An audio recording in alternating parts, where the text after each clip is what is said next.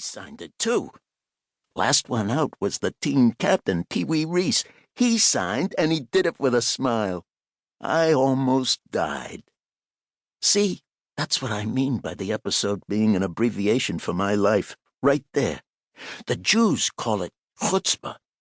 I didn't know I had it. It was just how I reacted to things.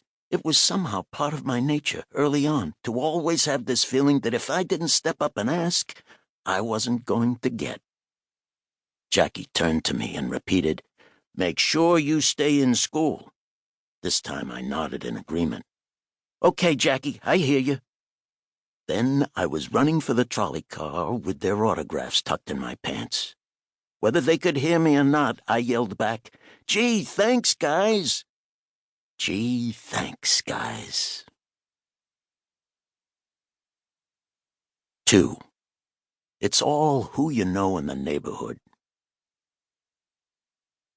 I ran back to home turf, and the first guy I saw standing in front of the Black Kitten was Joey the Blonde, one of the top mobsters in the neighborhood.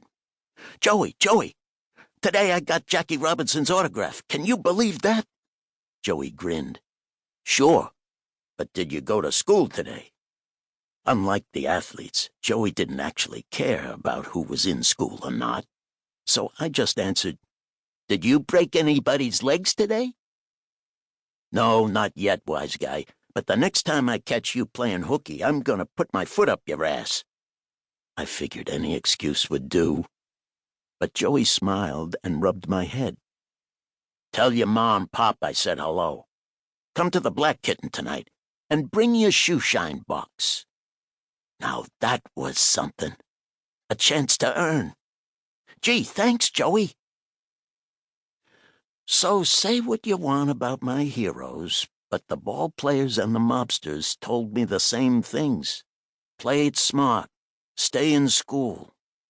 These were the guys who should know.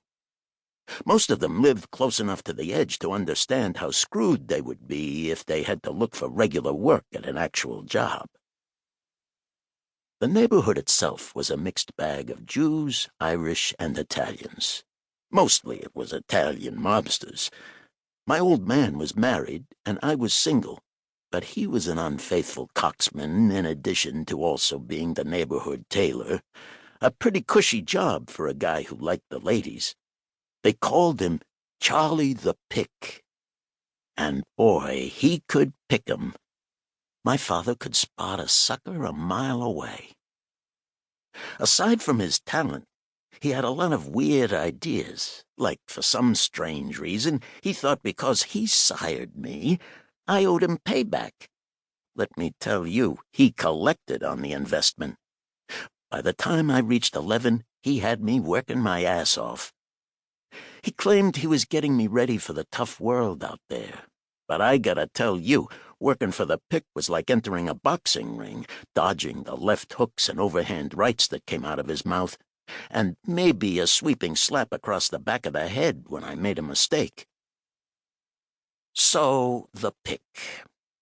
Charlie was his name, and drinking was his game. My mom, God bless her soul, she would always defend him, saying, "Oh, son, Daddy only drinks on weekends."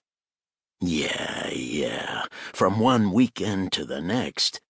She was in complete denial, but I still loved her. I loved her because I could see every day that she was doing the best she could with what she had. I have since met plenty of people with far more money and education than she ever had who don't do that. Mom didn't have much schooling, but she was a gifted seamstress. It was her keen eye and skills that propelled their tailoring business, but her eyes and her skills had to do with fabric and thread. She couldn't see she was married to a hopeless drunk and that he would never get better.